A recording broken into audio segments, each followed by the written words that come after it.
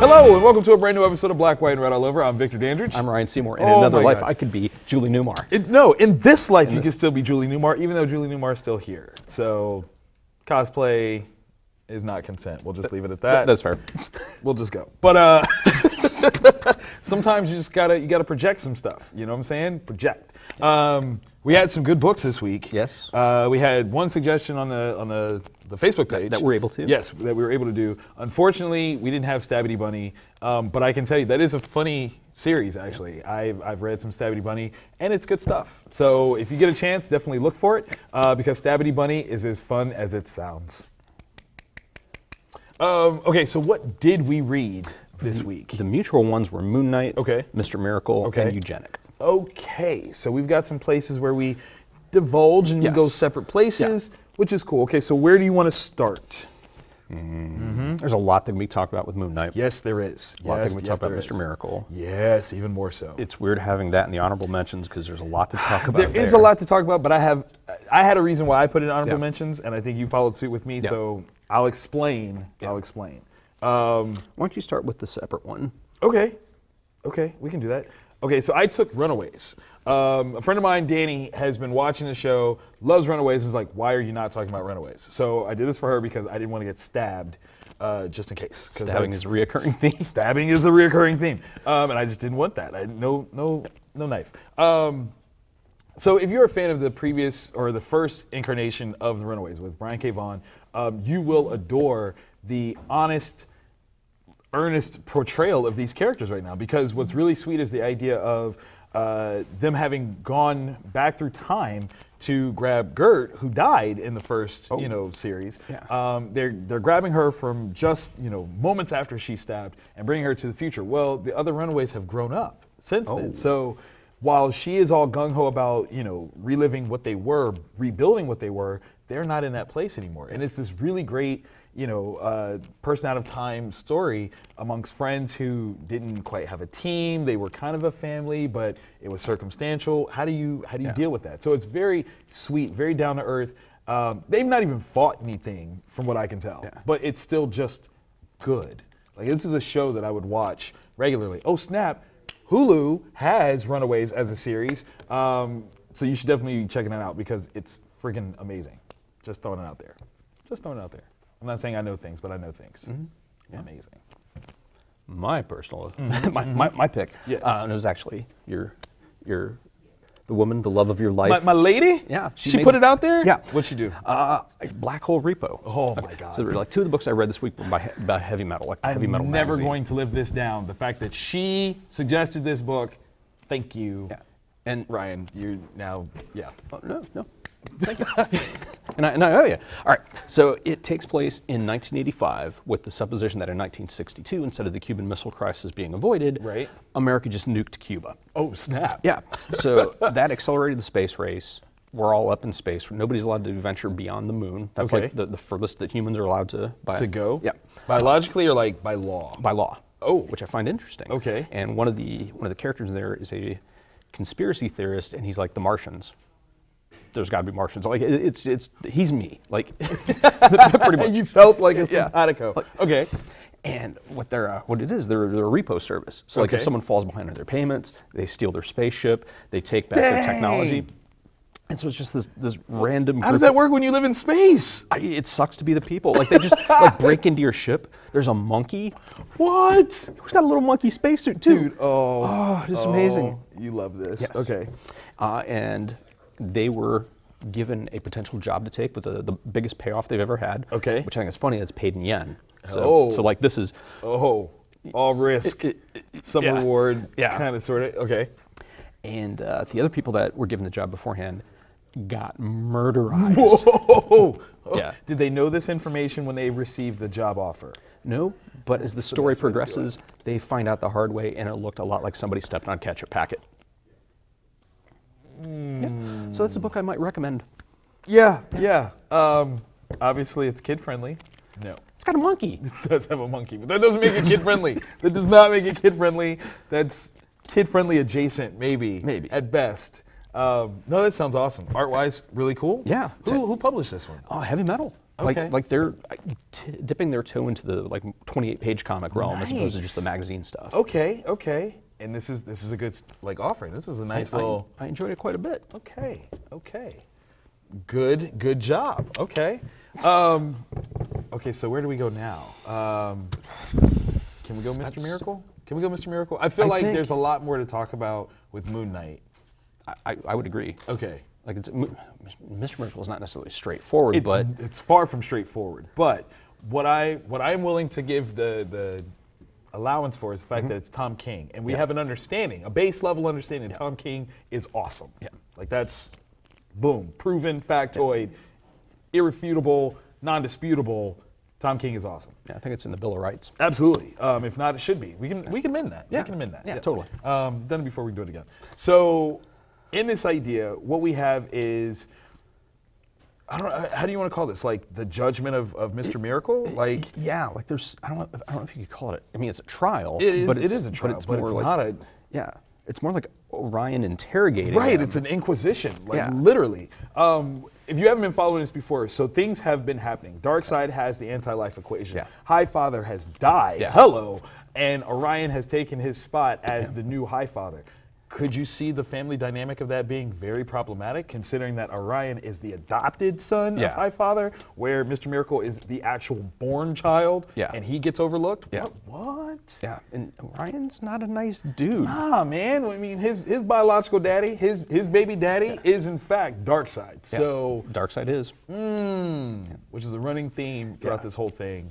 I felt very put upon by this issue. Like it made me feel very tense because the Inquisitor here as Orion, I feel like it's very difficult to separate who he comes from to what he's doing, and that's just like like it's so good. But that knowing his legacy, his his lineage, and it builds like there's this crescendo, or by the end of it. You can't say that. Yeah. I know what you're saying. Yeah. I know what you're saying, but you can't say it out loud. And I agree. I absolutely agree. And once you read it, of course, it'll make sense. But like that. You'll feel pulled along, Man. like you're caught in an undertow. And then when Scott begins really kind of opening up, right? You're like, oh, dude. Oh, man. Like, you just like, no, don't say that. Okay, he's saying all that. Literally, though, I am going to use Orion standing when I talk to my children. Like his whole, I don't care what you know. I want to know what you believe, and you can't say I don't know with what you believe because that is a straight up. This is how you feel. And I am using that. It is so brilliant. It boils things down to either this or that, and you can't go wrong with it. Like, I like it. I like it a lot. Man, it's such a good book. Mitch Gerard is like, his storyteller-wise is just ridiculous. Yeah, that 9-panel is just amazing. Anyone that's read The Samaritan knows I love a good 9-panel grid setup. Like, but this, I'd be stoked to the master. Like that's so good, so good. How many issues is this series? I'm trying to remember if it's 6 or 12. Please be 12. Just give us a vision. And by 12, I do mean 24. Yep. Is that hard to? I mean, no. Please, please, Tom and pretty please. That's important to me because I swear he always has this way of approaching a character that you're like, oh yeah, I know them. No, you don't. No, you have no idea. And he brings something brand new. I mean, these are characters that have been around for like decades, dude. And finds a way. It's a different. Looking at them from an emotional point of view, as opposed to it's Orion. He punches people in the face. Right. No, it's just family dynamic, and just the way that there are certain things that he works into the script that are so mundane. But then they have weight. They have straight up weight to the. It's brilliant. It's absolutely brilliant. Yes. Shout out to Big Barda on the cover. Nick Darrington did the cover that I had. He's phenomenal. I love his artwork. He's great. Young Animals, though, check him out. Moon Knight, 188. This was Scott Hubbs said for us to do that one. Thank you, Scott. Moon Knight is a very complex character, like he always has been. Right? Yeah. New creative team. Right. Coming off of several creative teams that have modernized. I mean, come on, Warren Ellis. Yeah. Like, he started this movement. Yeah, get that trade paperback if you haven't yet. Seriously. Oh, Greg Smallwood. Just. And then was Lemire? Did he write some too? Yeah, Lemire had a pretty big run. I think Vaughn had a run. Yeah, like I mean, so these are some names. Who wrote this one? This one actually was done by, where are you at? Max Bemis from the band Say Anything. Okay, so we've got some, different folks coming in, not necessarily comic book, oriented, but still mindful of the world, which is cool. Gerard Way was one. And that's worked out really well for us. Really, really well. Again, young animals. Okay, so for those that aren't familiar with Moon Knight, he's wrongly characterized as Marvel's Batman. Yeah. Like I think that's definitely shortchanging him like immensely. So we've got Mark Spector. He's a mercenary, dude who violence for money. Exactly, like hardcore. Is in Egypt. Yes. And ends up getting mortally wounded. Yes. But he doesn't die. Yeah.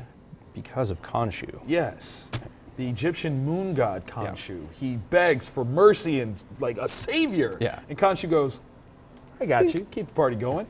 And bestows upon him these abilities. Like he's strong. He he did technically die. Yeah. But he is, brought back. He's reborn as Moon Knight. Yeah. And he is Khonshu's champion. Yeah.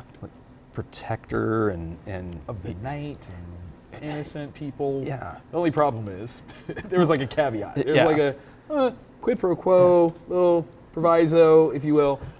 You kind of go a little crazy. Yeah. Meh. 3 out of your 7 personalities are totally okay. It'll be all right. It'll be fine. It'll be good. So that's been one of the cool things about Moon Knight is the idea of the multiple personality disorder aspects of him. Each character has their own traits and how they feel about being Moon Knight, and their approach to being Moon Knight is different. That is cool. Yes. Let me just say. The thing that I love about this, spoiler-ish, I guess, Moon Knight's hardly in it. Yeah. Like he is hardly in this book. At first, I thought they were changing gears. And new creative team is going to bring in a new character. Right. And it kind of did. Because at the end, dude, I'm gonna tell you right now, this is exciting. And I'm not even like the biggest Moon Knight fan. Yeah. I am on board for this. Yeah, because we now have are they a villain? Like that's the thing. I don't know. Well, at the very least, they are counter. Yes. I'll say they're a counter to Moon Knight. Yeah. So, but how far that goes, right? Ooh, this could be long-standing. This could be long-standing, and I can't wait. Yeah. I was very, very impressed with all of the different characterizations and showcases of psychological content in this book. Yeah. Like, this is a very intelligent title. Yeah. Like, do not come at this one and be like, oh, I'm just going to read this before bed. No. No, because it'll hit you like some, what is it? Some cookie butter? Cookie butter. Cookie butter, yeah. I had to look up on Google. We didn't know what it was. Yeah. So we had to look, and now we know. And don't eat that before bed. Yeah, because you... Or maybe you should. I don't know. I was gonna say I like the dream. Like it was pretty cool. That was a very metal dream. Yeah, I could actually see you eating cookie butter just to see you. You wake up like it didn't happen. Didn't happen. Tomorrow though. Maybe I didn't eat enough cookie butter. Not getting that Trader Joe's cookie butter again. You can't return it. Yeah. It's already got footprints in it. You can't return that.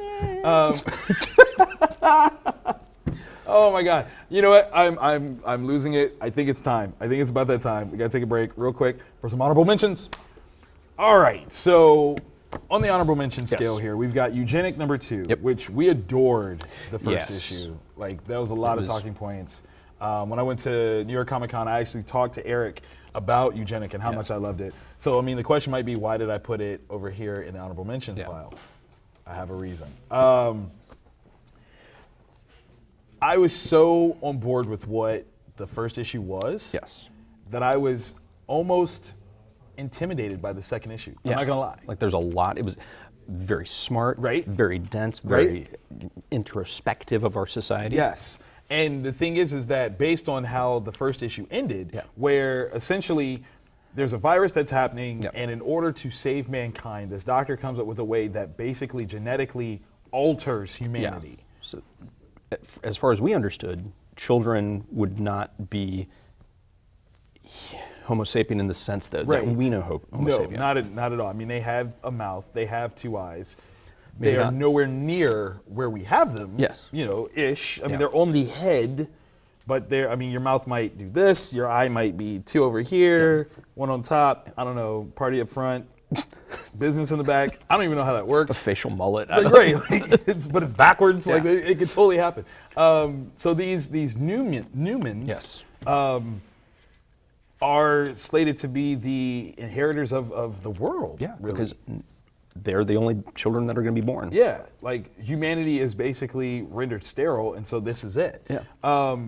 But then we knew that the next issue was going to take place like 200 something years in the Yeah. future. So like everyone that we had connected to, everyone that we had known and enjoyed, gone. Yeah. We have to start all over again. Yeah. And that was the part that I really had to put in this category because it was like, okay, we're starting all over. Yeah. It's almost to me like watching an M. Night movie for the second time. Yeah. Like you know the plot twist. exactly. But It was still good though. yeah, I was going to That's say. why I had to leave it. We had to talk about it. Yeah, I was going to say because there talk is about it. a plot twist in this one, Yes. and I was like, It's because ultimately this is Dr. Seussian to me. This is the Starbelly Sneetches. Like I know, like of all things to relate it to, but that's what this is to me. Like this, the overall context and the idea that we could still have the same conversation in two different art forms of storytelling, but it's legit. Yeah. It is so legit. It's not changed. It is the world that we know. When the thing happens and the powers that be interject and they say this is what you're good for and literally that's what's happening. Wow. yeah, Wow. yeah, everybody sucks. It doesn't matter what version of human you are. Yeah. Just, Yeah. Yeah. Like that's such a heavy thing to absorb. And yet again, if I'm not mistaken, we're going to bump ahead some years in the future again. Yeah. So this is a difficult book if you are looking for straightforward storytelling. because it's not. No, it's not that. not. But each issue, and I think it's only 3 total that it's going to be. Each one is like a It's one vignette, yeah, snapshot. Yeah, self-contained. Here's a view of that time in the storyline, and I'm really curious because the seeds for a major change, maybe not a peaceful one, have been sown. They've been sown, definitely. Yeah. And let's harvest up. So we'll see where this goes. 'Cause, God, you're right. That is such a. How do you end this? Like, I mean, because this is something that could just, forever. Like, for the next few years, they can just drop a eugenic randomly. Something happens in the world that they want to react to. Yeah. There you go. There you go. Yeah. There it is. Because when she got to the thing she was going to, it never dawned on me that that was an option. Over the top of the head for me too. Yeah. I had no idea. That was not where I was going with it. Yeah. And of course, that's the best thing is when you're reading something, you think you know where it's going, and you get surprised. Yeah. And it's a pleasant one. Yeah. Even better. Yes. Very Even good. better. So I definitely enjoyed it. Don't think that because it's over here, I didn't enjoy it. It was just like this one.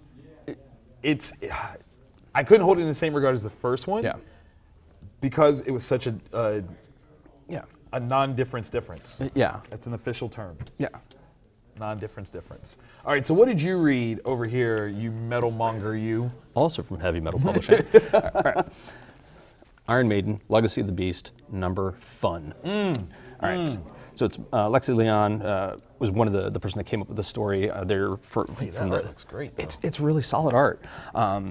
It takes Eddie, the mascot for Iron Maiden. Okay. Apparently his soul has been split into like a whole bunch of different fragments, and now he has to go through the universe, destroying and collecting those fragments of his soul to stop the Beast.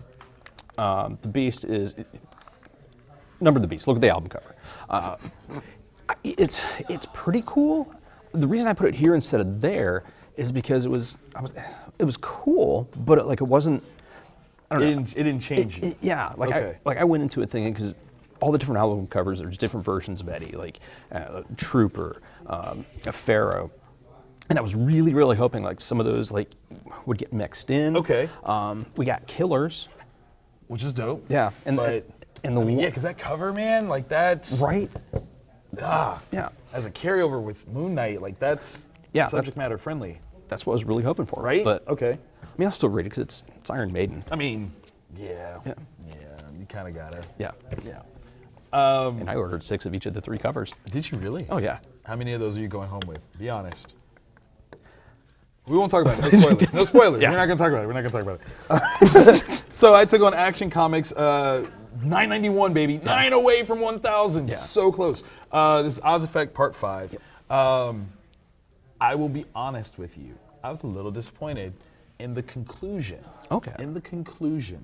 You have to go on this journey, but in the same way that you think that the story's going a certain way and then it switches. Yeah. When you are not happy with where it switches, if you think that there's another way, and I think for my interest, I would have liked for it to have gone a different way. Okay. But this is a very interesting story. I mean, again, the whole concept is Mr. Oz. We find out who Mr. Oz is. It is Jor-El, okay? Like Superman's daddy. Yeah. Daddy, okay? We're not talking Pa Kent daddy.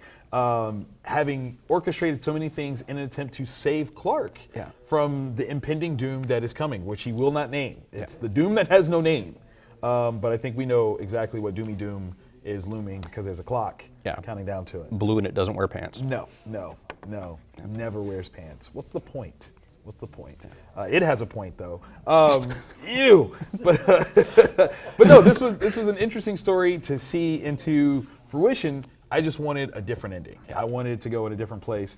I tell you what, tweet me and I will tell you about the ending that I wanted to see versus the ending that we got. So of course you have to read it first to know what it is, because I'm not just gonna tell you. That's just weird. You won't even know. Spoilers. Right, don't do that. But read it, tweet me, and I'll tell you all about what I would have done if I were in the driver's seat. Not ever suggesting that I'm better than Dan Jurgens. I know better than that. I'm just saying I would have done something different. That's all. Writer to writer. Different. But it was good stuff. It was a good week, man. I really enjoyed what we read, like overall. Like, this is good stuff. We got some new folks that we got to shout out. We got some new subscribers this week. So we got, let's see, Grifter Uno. Yes. That's a good name. That's pretty good. I like that. The Arxeus. Yeah. That's And dope. Michael Boggs. Hey, thank you guys for subscribing. We definitely appreciate that. And if you are not subscribing, click the subscribe button and also hit that bell so you get the notification every time we drop a new episode, like this one. Yeah, and it's super easy. My kids have like 17 things with like toy channels YouTubed with the button. You got to see those all the time, don't you? DCTC. I swear, my daughter does the same thing. Right? My daughter does the same thing. And I'm like, why are you even watching that? Yeah. Do you even know these people? How did you find out about them? Are you following me? Are you subscribed to my channel? No, Really? We have a channel. Subscribe. Do it. Do it now. Subscribe. That's right. So help my children learn how to subscribe so they get off punishment, because I'm willing to do that. And if you have any questions, definitely drop us a line at IrishRide39, at Vantage InHouse, and we will talk to you via the YouTube page. We do. Leave comments. Yeah. We will reply. Yeah. And like our Facebook page too, because why stop at just YouTube? Yeah, there's We're a all whole over the bunch. place. Yeah, a whole bunch of social media. Got all kinds of stuff Yeah. for you. And on the social MySpace. media page, on Facebook specifically. Whoa, not MySpace. Snuck that in there. Come back to the future. Okay. Come back. Catch up. If you leave suggestions on the Facebook page, we might actually read what you want us to check out for the next episode. So definitely do that, because that's important, people. Yeah, we actually love it because when there's a ton of books, like what do we choose? What do we do? I'm like, oh, is that got Don't Iron leave us Maiden to in our it? own devices. We'll read each other. And that's just weird. You guys have no idea how bad my taste is. I know how bad you taste. Yeah.